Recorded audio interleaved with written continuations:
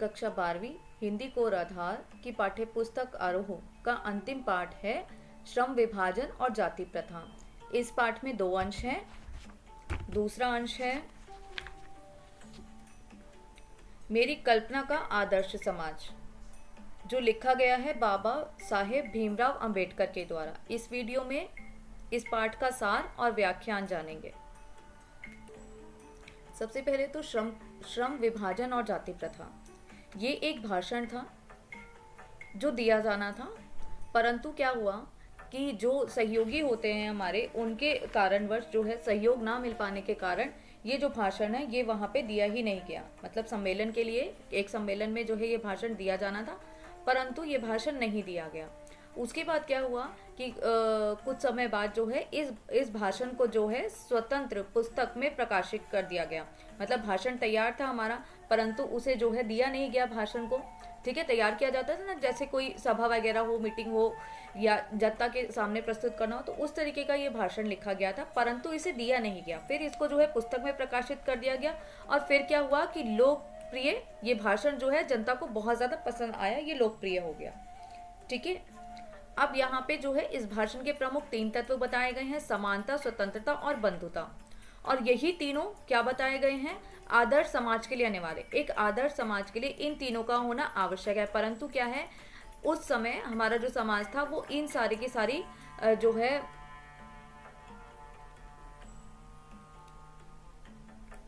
समस्याओं से जूझ रहा था। पहला क्या था? पुश्तैनी पेशा।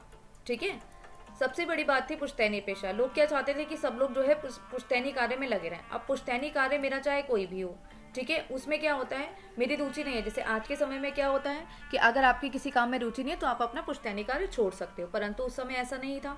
ठीक है, तो पुश्तैनी पेशे में लगा हुआ व्यक्ति बिना किसी रुचि के उस काम को करता है। अब कोई भी व्यक्ति अगर बिना किसी रुचि के उस काम को करेगा तो क्या होगा, वो काम में उतना ज़्यादा सफल नहीं हो पाएगा। जिस काम से आपको प्रेम होगा ना, उस काम को आप करने में ज़्यादा खुश रहोगे और वो काम ज़्यादा अच्छे से कर पाओगे। फिर होता है, इसी से क्या होता है, पुश्तैनी पेशा अपनाने से आपकी भावनाओं को ठेस पहुंचती है। आप दास बने रह जाते हो उस एक ही काम के। और अगर आप मान लो किसी कारणवश इस काम को बंद करना पड़ गया, कोई भी समस्या हो सकती है, तो क्या होता है कि इससे बेरोजगारी आ जाती है। क्यों? क्योंकि आप दूसरा काम नहीं कर सकते, क्योंकि आपका उद्देश्य क्या है कि अगर आप मोची हो तो आपका जो पुत्र है वो भी मोची का ही काम करेगा। अगर आप कुम्हार हो तो आपका बच्चा भी जो है कुम्हार का ही काम करेगा। तो ये अगर किसी कारणवश ये काम बंद हो जाता है तो उन लोगों को खाने के लाले पड़ जाते हैं। वो क्या काम करेंगे, क्योंकि दूसरा काम नहीं अपना सकते, क्योंकि पुश्तैनी काम को ही करना उनका एकमात्र उद्देश्य था। अब पुश्तैनी काम नहीं करेगा तो बेरोजगारी तो आएगी ना। तो इन सारी चीज़ों को जो है समाज से हटाने के लिए जो है ये भाषण तैयार किया गया था। अब इन सारी चीज़ों को समाज से कैसे, एक आदर्श समाज का जो है निर्माण करना है, उसके लिए इन सारी समस्याओं को हटाने के लिए जो है ये भाषण तैयार किया गया था। अब इसका व्याख्यान करते हैं। श्रम विभाजन और जाति प्रथा, यह विडंबना की ही बात है कि इस युग में भी जातिवाद के पोषकों की कमी नहीं है। विडंबना का अर्थ होगा कष्टकर स्थिति या जिसके ऊपर जो है निंदा की जानी चाहिए, जिसकी बुराई की जानी चाहिए। ठीक है, तो यह विडंबना की ही बात है कि इस युग में भी जातिवाद अर्थात जाति को लेकर भेदभाव के पोषकों की कमी नहीं है। जो जाति को लेकर बातें बनाते हैं ना, उनके पोषकों अर्थात उनके हिमायतियों की जो है कमी नहीं है इस संसार में। इसके पोषक कई आधारों पर इसका समर्थन करते हैं। अब जो जातिवाद को बढ़ावा देना चाहते हैं, वो कई आधारों पर इसका समर्थन करते हैं अर्थात इसके पक्ष में रहते हैं कि जातिवाद तो होना ही चाहिए। समर्थन का एक आधार यह कहा जाता है कि आधुनिक सभ्य समाज कार्यकुशलता के लिए श्रम विभाजन को आवश्यक मानता है। ठीक है, आपकी कार्यकुशलता क्या है, अगर कोई भी काम, नो डाउट इसमें कोई भी जो है शक वाली, कोई संदेह वाली कोई बात नहीं है कि आप अगर पुश्तैनी काम में होते हो तो आप में हुनर एक अलग तरीका हो, क्योंकि बचपन से लेकर बड़े होने तक आप उसी काम को कर रहे हो। ठीक है, अपने सामने होते देख रहे हो तो उस काम में आप कुशल भी होगे। ठीक है, तो ये एक जो है मुद्दा ये दे देते हैं कि भाई पुश्तैनी काम अगर आप करोगे तो ना उसमें आपकी कार्यकुशलता ज्यादा अधिक होगी। और क्योंकि जाति प्रथा भी श्रम विभाजन का ही दूसरा रूप है, इसलिए इसमें कोई बुराई नहीं है। और क्योंकि क्या है, श्रम विभाजन भी हो गया आपका अपने काम के कारण। ठीक है, आप अलग अलग जो है काम की वजह से आप अलग अलग कैटेगरीज में डिवाइड हो गए। दूसरा, जाति प्रथा को भी ये बढ़ावा दे रहा है एक तरीके से कि आपकी ये जात है, आपका ये काम निर्धारित कर दिया गया, आप यही काम करो। ठीक है, तो इसमें जो है इनके जो जो जातिवाद को, जो जाति को बढ़ावा देने वाले पक्ष थे ना, वो इसमें कोई भी बुराई नहीं समझते। उनके अकॉर्डिंग क्या है कि ये जो है वो सही बात है, जाति जाति अपने अपने लिमिट्स में रहेगी, और वही जाति के आधार पर जो हमने इनको काम दे रखा है, ये उसी के आधार पर काम करेगी। इस तर्क के संबंध में पहली बात तो यही आपत्तिजनक है, अर्थात यही आपत्तिजनक बात है। विरोध के लायक सबसे बड़ी बात यही है कि जाति प्रथा श्रम विभाजन के साथ साथ श्रमिक विभाजन का भी रूप लिए हुए है। अर्थात जाति प्रथा तो है ही है, ठीक है, एक जाति के आधार पर हमने जो है अलग अलग कैटेगरी में जो है जनता को बांट दिया। उसके बाद क्या किया है कि अब हम श्रम विभाजन भी कर रहे हैं। अर्थात श्रम विभाजन क्या, देखो, निम्न जाति वर्ग का अगर कोई व्यक्ति काम कर रहा है, ठीक है, तो उसकी दिहाड़ी एक तय हो चाहे ना हो, उसके साथ जिद बहस जरूर की जाएगी। तो श्रम विभाजन भी कर दिया गया एक तरीके से कि भाई आपकी ये जाति है, आप यही करो, ठीक है। और इसी ने क्या है, श्रमिक विभाजन का जो है रूप ले लिया। श्रम विभाजन हमने कर लिया कि श्रम के आधार पर जो है लोगों को जो है काम दिया जाना चाहिए, ठीक है, ऐसा नहीं किया गया। और उसी में क्या हो गया कि श्रमिक विभाजन का रूप ले लिया, कि मतलब श्रमिक भी जो है वो विभाजित हो गया। कैसे, देखो, जाति प्रथा में ही ये बात आती है कि श्रम विभाजन भी उसके साथ जुड़ गया। जबकि मान लो कि अगर आपने किसी की जातियां अलग अलग बना दी, ठीक है, हमने जातियां तो अलग अलग कर दी कि आप इस जात के, आप इस जात के, आप इस जात के, पर उसके अंदर श्रम विभाजन को क्यों महत्व दिया गया। अब आप किसी भी जाति के, अगर आपको काम आता है तो आप करो भाई, आपकी रुचि है किसी काम में तो आप करो, पर नहीं, इन्होंने क्या किया, जातिवाद को भी बढ़ावा दे दिया और श्रम को भी विभाजित कर दिया कि आप अपने पेट भरने के लिए, पेट पालने के लिए आप जो भी काम कर रहे हो हम उसको भी बांटेंगे, वो भी जाति के आधार पर। तो इससे तो जातिवाद बढ़ेगा ही ना, ऐसे तो बेरोजगारी आएगी, कुछ लोग भूखे ही मरेंगे, क्योंकि जातिवाद, पेशेवर काम करना सभी के लिए रुचिकर थोड़ी हो सकता है और अच्छा भी, सार्थक सिद्ध भी नहीं हो सकता। श्रम विभाजन निश्चय ही सभ्य समाज के लिए आवश्यक है। श्रम विभाजन एक अच्छे समाज के लिए बहुत आवश्यक है। श्रम विभाजन क्या है, श्रम के आधार पर जो है आपने लोगों को बांट दिया, ठीक है, आपने जिसने जितना काम की, जिसको जैसा काम करना है उसको आपने अलग अलग कैटेगरीज में बांट दिया, पर ऐसा नहीं किया गया ना। तो आपको क्या करना है, जातिवाद को एक अलग मुद्दे पे रखो और श्रम विभाजन को एक अलग मुद्दे पे रखो, दोनों को एक करना गलत है। क्यों गलत बता रहे हैं वो, क्योंकि अगर देखो हमने जातिवाद को बढ़ावा दे दिया, ठीक है, यहाँ पे हम जातिवाद को बढ़ावा दे रहे हैं। अब जातिवाद अगर बढ़ेगा तो क्या होगा, जाति के आधार पे तो हम अलग अलग कैटेगरीज में बटे हुए हैं, ठीक है। अब यहां पर आता है श्रम विभाजन। श्रम विभाजन में आपने जो है, आपने काम किया, काम के आधार पे आपको पैसे मिल गए, बात खत्म। आपने काम किया, आपको श्रम के आधार पर पैसे मिल गए, बस आपने अपनी पेट पूजा कर ली, आपने अपने घर गृहस्थी को चलाने के लिए पैसा मिल गया। पर यहां पर ये क्या कहते हैं कि भाई हम श्रम विभाजन करेंगे तो सिर्फ जातिवाद के आधार पर, जाति के आधार पर। ऐसा नहीं किया जाएगा कि भाई आपने जो है आपको जो है काम जो आपने किया है उसके आधार पर हम आपको पैसे दे, नहीं, हम जाति के आधार पर ही आपका काम जो है वो डिसाइड करेंगे। इसी बात का विरोध करते हुए ये भाषण जो है भीमराव अंबेडकर के द्वारा लिखा गया था, ठीक है। तो वो इसी चीज का विरोध कर रहे हैं कि श्रम विभाजन अलग मुद्दा है और जातिवाद एक अलग चीज है। जातिवाद के अंदर ही आपने श्रम विभाजन को डाल दिया तो ये गलत है। क्यों? क्योंकि इससे क्या होगा, बेरोजगारी बढ़ेगी। तो आपको क्या करना है, श्रम, जिसने जैसा काम किया उसको आप वैसा पैसा दे दो, ठीक है, आप उसको वैसे पैसे दो जैसा उसने काम किया है। आप इसको जो है जातिवाद से मत जोड़ो, जातिवाद को इससे मत जोड़ो, सीधी सी बात है। आपने काम किया, आप जो है उसके पैसे पकड़ो। तो इस बात के ऊपर जो है लेखक इसी समस्या की तरफ जो है ध्यान केंद्रित करना चाहते हैं। और यही जब जातिवाद हटेगा समाज से, श्रम के आधार पर विभाजन नहीं किया जाएगा, तभी क्या होगा कि एक जो है सभ्य समाज का जो है विकास होगा।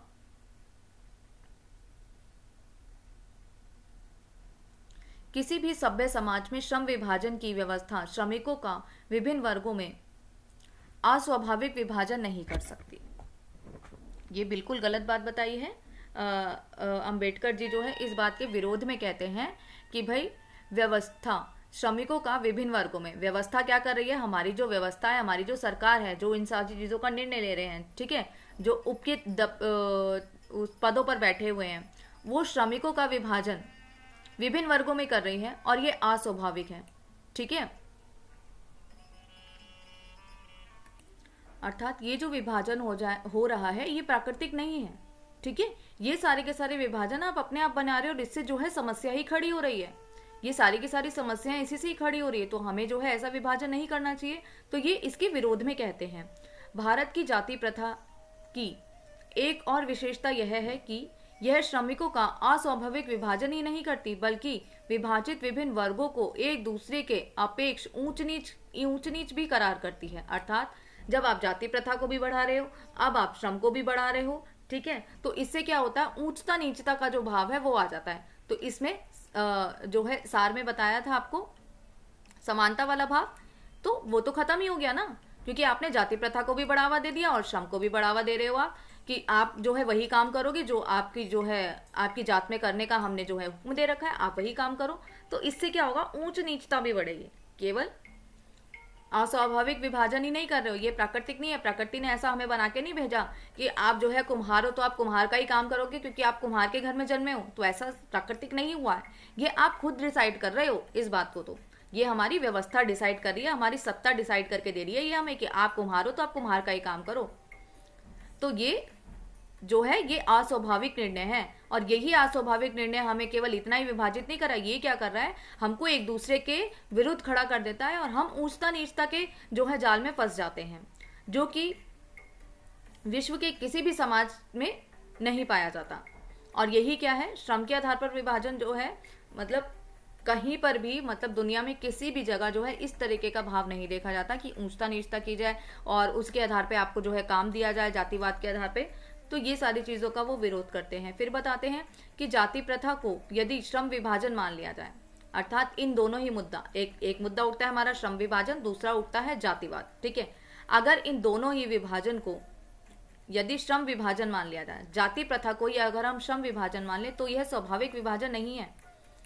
तो ऐसा विभाजन भी, मतलब जाति प्रथा के आधार पर अगर हमने श्रम को डिसाइड कर लिया कि श्रम भी वैसा ही है जाति के आधार पर, ठीक है, तो क्या होगा कि ये एक स्वाभाविक, ये प्राकृतिक कोई विभाजन नहीं है, ये नेचुरल विभाजन नहीं है, और ना ही इसको, या तो आप इसके लिए अच्छा वर्ड यूज कर सकते हो मौलिक, ये कोई मौलिक विभाजन नहीं होगा, ये कोई ठीक विभाजन नहीं है, क्योंकि यह मनुष्य की रुचि पर आधारित नहीं है, क्योंकि यह मनुष्य की रुचि पर आधारित नहीं है। ठीक है, अब यहाँ पर क्या हुआ, रुचि हो गई, तो हमारा दूसरा पॉइंट निकल कर आता है स्वतंत्रता। व्यक्ति स्वतंत्र है ना, तो फिर जब उसको जन्म मिला है तो जीने के लिए मिला है, ये तो नहीं कि वो बंधनों में ही जीता रहे, तो उसकी रुचि नहीं है यहाँ पे। इस विभाजन में अगर आप जिस तरीके का श्रम विभाजन, जाति विभाजन आप कर रहे हो, तो उसके अंदर मनुष्य की रुचि तो नहीं है, ये तो सत्ता की रुचि है। ठीक है, सत्ता चाह रही है कि हम ऊपर ही बने रहें, तो वो सत्ता जो है इन मनुष्यों की रुचि का तो ध्यान नहीं रख रही, वो विभाजित ही करके मान रही है। तो यहाँ पे ये कहते हैं कि क्योंकि मनुष्य की रुचि पर आधारित नहीं है, ये जो विभाजन हो रहा है ये मनुष्य की रुचि पर आधारित नहीं है, इसलिए यह गलत है। कुशल व्यक्ति या सक्षम श्रमिक समाज का निर्माण करने के लिए यह आवश्यक है कि हम व्यक्तियों की क्षमता इस सीमा तक विकसित करें जिससे वह अपना पेशा या कार्य का चुनाव स्वयं कर सके। ठीक है, अब यहाँ पे 3 शब्दों की तरफ ध्यान देंगे। पहला है सक्षम, श्रमिक और समाज। सक्षम का अर्थ होता है जो कार्य करने में प्रबल हो या जिसको कोई कार्य आता हो।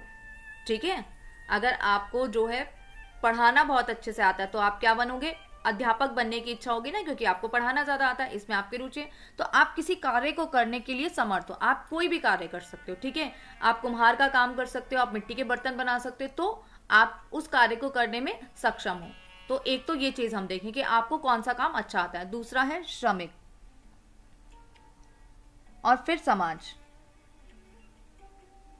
अब इन तीनों ही चीजों में, इन तीनों ही शब्दों में आप देखो, एक कुशल व्यक्ति या सक्षम, कुशल व्यक्ति जिसको कोई कार्य आता है, एक श्रमिक है श्रम करने वाला, और हमारा समाज है, समाज का निर्माण करने के लिए आवश्यक है कुशल व्यक्ति का, श्रमिक का, ठीक है, श्रमिक काम करने वाला, और ये जो उस व्यक्ति को काम करने में अच्छा है।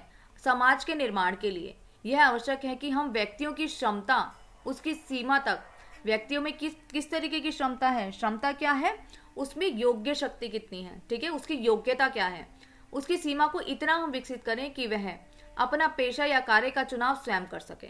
मतलब आपको किसी भी कार्य में रुचि है, आप उस कार्य में लगे रहो, ठीक है, और उसी के आधार पर आप जो है श्रम करो, आप उसी काम को करो,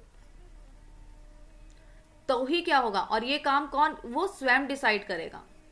व्यक्ति स्वयं सोचे कि भाई मेरी रुचि इसमें है, मैं ये काम जो है खुद डिसाइड करना चाहता हूँ कि मेरी इसके अंदर रुचि है। किसी को फोटोग्राफर बनना है, आपके घर खानदान में किसी ने फोटोग्राफी का काम नहीं किया, परंतु आपकी रुचि है, तो आप क्या करोगे कि भाई मेरे को इसी में रुचि है, मैं इसी काम को पसंद करता हूँ, तो ये आपने खुद डिसाइड किया और इसी के आधार पर आपको श्रम मिलना चाहिए, ठीक है। आपने इसको स्वयं डिसाइड कर, मतलब हर मनुष्य का अपना हक है कि वो अपना पेशा खुद निर्धारित करे, ना कि कोई सत्ता डिसाइड करे। इस सिद्धांत के विपरीत जाति प्रथा का दूषित सिद्धांत यह है, इसी जाति प्रथा का, ठीक है, इस सिद्धांत के विपरीत, मतलब ये जो सिद्धांत उन्होंने समझाया कि सही तरीका यही है कि व्यक्ति की जिसमें रुचि है उसको उसी के तरीके का काम करने दो, परंतु इसके विरुद्ध में इसका एक सिद्धांत है, इसका एक प्रिंसिपल है, ठीक है, इसका एक उसूल है। क्या है? सिद्धांत का अर्थ होता है उसूल या प्रिंसिपल।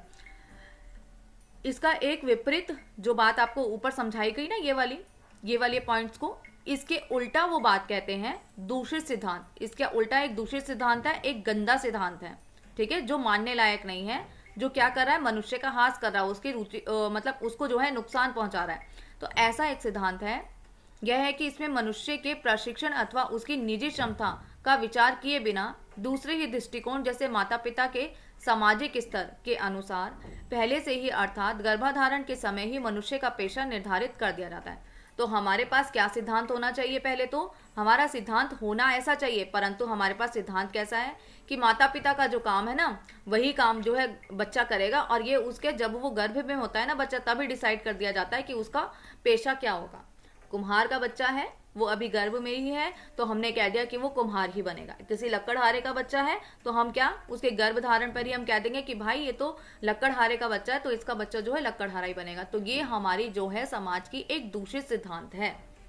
इस सिद्धांत को हम हटाकर ऐसा सिद्धांत हम स्थापित करना चाहते हैं जिसमें मनुष्य की रुचि हो और उसी के आधार पर उसको जो है श्रम मिले।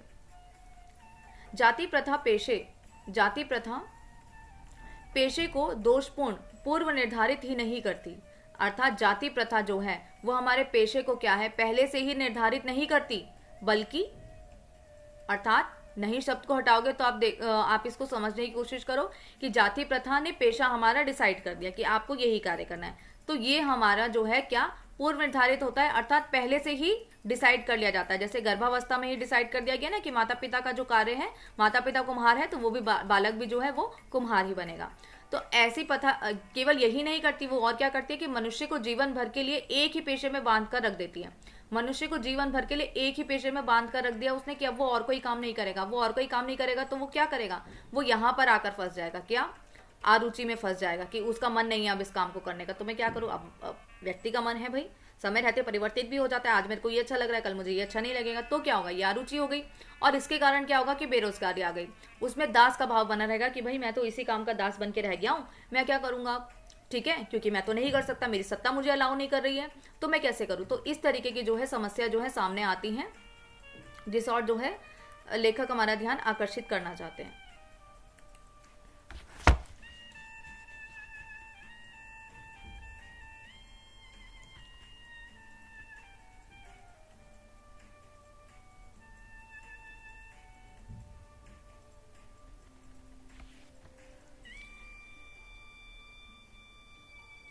भले ही पेशा अनुपयुक्त या पर्याप्त होने के कारण यह भूखे मर जाए, भले ही क्या हो, ये अनुपयुक्त हो, आपका जो पेशा है वो किसी काम का ना हो, ठीक है, जो ठीक ना हो आपके लिए, और अपर्याप्त भी हो, जिसे पूरा भी ना किया जा सके, परंतु क्या है, आपको यही करना है, चाहे ये आपके लिए उपयोगी सिद्ध हो चाहे ना हो, चाहे आप भूखे मरो, पर आप यही काम करो। इसका विरोध यहाँ पे करते हैं वो कि भाई आपको क्या किया है, हमारी जो जाति प्रथा ने है हमको पेशे के आधार पर बांट दिया, और इसकी वजह से चाहे आप उस काम में रुचि लो चाहे ना लो, आप एक ही काम के अंदर बंधे रहोगे। ये आपके काम का हो चाहे ना हो, आपके लिए ठीक हो या नहीं हो, पर आपको यही करना पड़ेगा, चाहे उस काम को करके आपकी रुचि हो या ना हो। भले ही आप भूखे मरो, कोई फर्क नहीं पड़ता, यही आपका काम है, यही आपकी जिंदगी है, तो आप ऐसे ही करो। तो आधुनिक युग में यह स्थिति प्राय आती है। आधुनिक युग में भी कहीं ना कहीं इसी स्थिति को जो है हमने देखा है, क्योंकि उद्योग धंधों की प्रक्रिया व तकनीक में निरंतर विकास और कभी कभी अकस्मात परिवर्तन हो जाता है। अर्थात क्या होता है, बड़े बड़े जो आधुनिक युग में, आधुनिक युग है अभी, ठीक है, बड़े बड़े उद्योग धंधे हैं, बड़े बड़ी फैक्ट्रियों में काम किया जाता है, ठीक है, इसकी प्रक्रिया में क्या होता है, कहीं ना कहीं कोई बदलाव आ जाता है, ठीक है। प्रक्रिया क्या होती है, प्रोसेस, किसी भी कार्य को करने का जो तरीका होता है वो। तकनीक क्या होती है, हमारा टेक्निक, ठीक है। एक हो गया हमारा प्रोसेस और एक हो गया हमारी टेक्निक। एक हो गया हमारी जो है करने की क्रिया, किसी काम को करने की क्रिया या तरीका। तो इस सब चीजों में जो है समय रहते परिवर्तन आ जाता है, और कभी कभी अकस्मात अर्थात अचानक परिवर्तन भी आ जाता है। अब इससे क्या होगा, अचानक परिवर्तन आ जाएगा, पहले तो आपने काम को सीख लिया, ठीक है, परंतु फिर भी क्या होता है, समय रहते उस चीजों में जो परिवर्तन आता है, जिसके कारण क्या होता है, मनुष्य को अपना पेशा बदलने की आवश्यकता पड़ जाती है। और यदि प्रतिकूल परिस्थितियों में भी मनुष्य का अपना पेशा बदलने की स्वतंत्रता ना हो, इसके लिए भूखे मरने के अलावा कोई और चारा नहीं रहता। यही बात बताई थी कि आप देखो कार्य में परिवर्तन हो गया, ठीक है। तो अब क्या होगा कि जब हमारी काम करने का तरीका, मान लो पहले तो सभी लोग यहाँ पे हिंदुस्तान में क्या करते थे, हाथ की कारीगरी किया जाती थी, ठीक है। आप मिट्टी के बर्तन बना रहे हो तो मशीनों से सारी चीजें हो जाती हैं, ठीक है। स्टील के बर्तन आ गए हैं, तो यहाँ क्या है, पहले ये सारे काम क्या होते थे, हाथ से किया जाता था, ये सारा का सारा काम, ठीक है। नक्काशी किया जाती थी, कलाकारी की जाती थी, वो सारी की सारी चीजें हाथ से की जाती थी। अब ये सारी चीजें कोई कहीं ना कहीं चीजें देखो, बड़ी बड़ी प्रिंटिंग की मशीनें आ चुकी हैं, तो अब वो तरीका बदल गया। तो अब क्या होगा कि आप तो उसी काम में लगे हुए हो, आपको तो हाथ से काम करना आता है, ठीक है। अब आपने कोई बड़ी ट्रेनिंग तो ले नहीं रखी उस काम के लिए कि आप जाओगे किसी ऑफिस में और आपको जो है वो काम धंधा मिल जाएगा। तो ऐसे में आप क्या करोगे, कोई ना कोई अचानक ये परिवर्तन आ गया, मशीनें आ गई, तो ऐसे में आप क्या करोगे, आपके पास क्या रास्ता रह जाता है, केवल भूखे मरने का आपके पास रास्ता रह जाता है।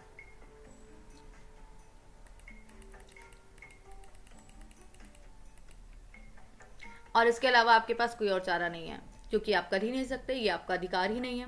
हिंदू धर्म की जाति प्रथा किसी भी व्यक्ति को ऐसा पेशा चुनने की अनुमति नहीं देती जो उसके पैतृक पेशा ना हो। अर्थात हिंदू धर्म के बारे में उन्होंने सीधी की सीधी बात कर दी कि जो भी आपका पुश्तैनी काम है, जो भी आपका खानदानी काम है, आपको उसके अलावा कोई और काम करने की कोई भी इजाजत नहीं है, भले ही वह उसमें पारंगत हो। अर्थात चाहे ही आपने उसकी विद्या हासिल कर ली हो, ठीक है, चाहे आप पढ़ लिख गए हो, चाहे आपने दूसरा काम सीख लिया है, आपने उसकी ट्रेनिंग ले ली हो, परंतु आप उस कार्य को नहीं कर सकते। ये मेरा हिंदू धर्म जो है वो इस बात की मान्यता नहीं देता, भले ही आप उस काम में काफी ज्यादा माहिर हो। इस प्रकार पेशा परिवर्तन की अनुमति ना देकर जाति प्रथा भारत में बेरोजगारी का एक प्रमुख व प्रत्यक्ष कारण बनी हुई है। अब भारत की बेरोजगारी का सबसे बड़ा कारण क्या है, पैतृक पेशा, कि आप अपने पैतृक पेशे में लगे रहो, इसी के कारण क्या होगा कि बेरोजगारी होगी, और यही बेरोजगारी प्रत्यक्ष कारण बनी हुई है। अर्थात आंखों के सामने हमें जो है ये स्थिति देखने को मिलती है कि पैतृक पेशा किसी तरीके से आपका बंद हो गया, उसमें लोगों की रुचि कम हो गई है। लोग आप मान लो कुम्हार का काम करते हो, मिट्टी के बर्तन बना रहे हो, ठीक है, अब लोग जो है मेटल के बर्तनों की तरफ, प्लास्टिक के बर्तनों की तरफ अगर बढ़ रहे हैं, तो ये जो बेचारा कुम्हार है उसके बर्तन कौन खरीदेगा, कोई नहीं करेगा। तो फिर ये जो परिवर्तन आ जाएगा, इसके कारण क्या होगा कि आप अपना पैतृक पेशा छोड़ भी नहीं सकते और दूसरा काम भी नहीं कर सकते, जिसके कारण क्या होगा, बेरोजगारी और भूखमरी आएगी, ठीक है, भूखमरी आएगी और बेरोजगारी आएगी। तो यही कारण है सबसे बड़ा, जाति प्रथा, और जाति प्रथा के आधार पर जो आपने पेशों को निर्धारित कर दिया है ना, यही चीजें जो है हमारे देश की अच्छे से विकसित ना हो पाने का सबसे बड़ा कारण है। इस प्रकार हम देखते हैं कि श्रम विभाजन की दृष्टि से भी जाति प्रथा गंभीर दोषों से युक्त है। श्रम विभाजन की दृष्टि से जाति प्रथा भी एक गंभीर दोष है, मतलब दोनों की ही बातें कर रहे हैं, वो श्रम की भी बात कर रहे हैं और जाति प्रथा भी बात कर रहे हैं। दोनों ही विभाजन जो है वो क्या है, वो गंभीर दोष है हमारे देश के लिए। और जब तक ये दोष है तब तक वैसा विकास जिसकी हम कल्पना कर रहे हैं वो कभी नहीं हो सकता। सबसे पहले हमें इस जड़ को खत्म करना पड़ेगा। जाति प्रथा का श्रम विभाजन मनुष्य की स्वेच्छा पर निर्भर है। जाति प्रथा और श्रम विभाजन क्या मनुष्य की स्वेच्छा पर निर्भर नहीं रहता, अर्थात व्यक्ति की खुद की इच्छा है कि मैं ये काम करूं, परंतु हमने क्या किया, हमने उसकी इच्छा को छोड़ दिया। आपकी इच्छा से हमें कोई मतलब नहीं पड़ता भाई, हम इस समाज में रहते हैं तो हमें जाति प्रथा को मानना पड़ेगा, जाति प्रथा के आधार पर जो श्रम विभाजन हुआ है हमें उसे भी मानना पड़ेगा।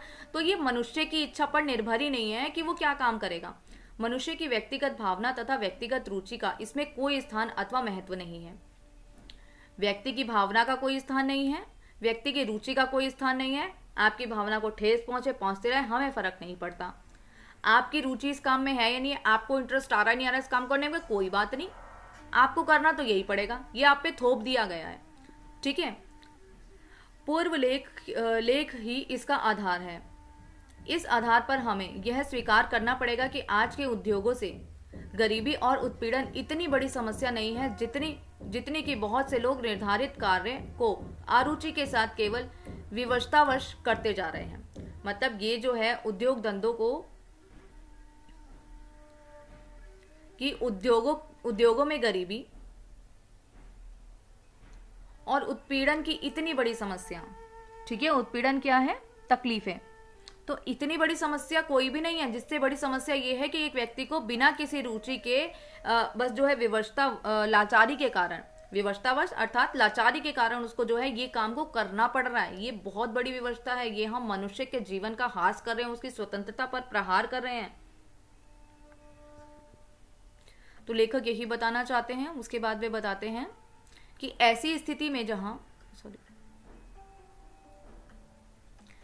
स्थिति संभवतः मनुष्य को दुर्भावना से ग्रस्त कर देती है। दुर्भावना से ग्रस्त कर देती है अर्थात उसके अंदर बुरी भावनाएं जो हैं वो पैदा हो जाती हैं, वो बुरी भावनाओं से पीड़ित हो जाता है। क्यों? क्योंकि ना तो मेरी इस काम में रुचि, बेमन से बेचारा काम कर रहा है। और लाचारी, सबसे बड़ा दोष है लाचारी एक मनुष्य के जीवन में। जब वो लाचार हो जाता है तब वो हार जाता है। और इससे क्या होगा कि हारा हुआ व्यक्ति, लाचारी से हारा हुआ व्यक्ति जो जिस कार्य को कर रहा है उसके कारण क्या होगा, उसमें एक हीन भावना आ जाएगी। वो अपना एक स्वतंत्र विकास नहीं कर पाएगा। उसके अंदर हीन भावना आ गई कि भाई मैं कुम्हार का बेटा हूँ, मैं बर्तन ही बनाता रहूंगा जिंदगी भर, भले ही मैं जो है कोई और कार्य बहुत अच्छा कर सकता हूँ पर मैं नहीं कर सकता। क्यों नहीं कर सकता? क्योंकि भाई मेरे को करने की कोई परमिशन ही नहीं है, मेरे को कोई ऐसा कोई यहाँ पे कोई सिद्धांत नहीं बना हुआ कि मैं जो है दूसरा काम करूंगा। तो ऐसे वो जो क्या है मानसिक विकार जो है मानसिक पीड़ा से भी ग्रस्त होगा और जो है क्या हो जाएगा, वो दुर्भावनाओं से भी पीड़ित रहेगा। टालू काम करने और कम काम करने के लिए प्रेरित करती है। और ये जो जब ये दुर्भावना आ जाती है ना, किसी काम को करने में इंटरेस्ट आपका नहीं रहेगा, तो आप क्या करोगे, काम को टालोगे और कम काम करने की और आप प्रेरित हो जाओगे कि छोड़ना, कर दिया तो कर दिया, नहीं करा तो कोई बात नहीं। तो ऐसे भाव जो है वो आपके अंदर पैदा हो जाएंगे जो मनुष्य के विकास के लिए घातक है।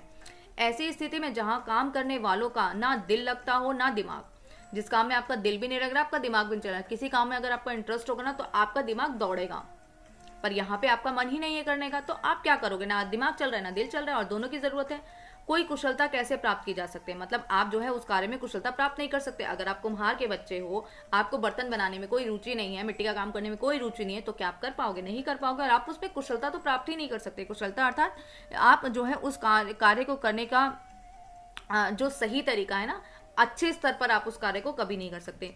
कैसे प्राप्त की जा सकती है? अतः निर्विवाद रूप से सिद्ध हो जाता है। निर्विवाद अर्थात बिना किसी वाद विवाद के, ये बात सीधे रूप से जो है सिद्ध हो जाती है, प्रमाणित हो जाती है कि आर्थिक पहलू से भी जाति प्रथा हानिकारक प्रथा है। आर्थिक पहलू से भी मतलब पैसे के, धन के, ठीक है, इस स्थिति से भी अगर हम देखें ना तो यह जो प्रथा चल रही है, जाति प्रथा जो है वो हर तरीके से हानिकारक है।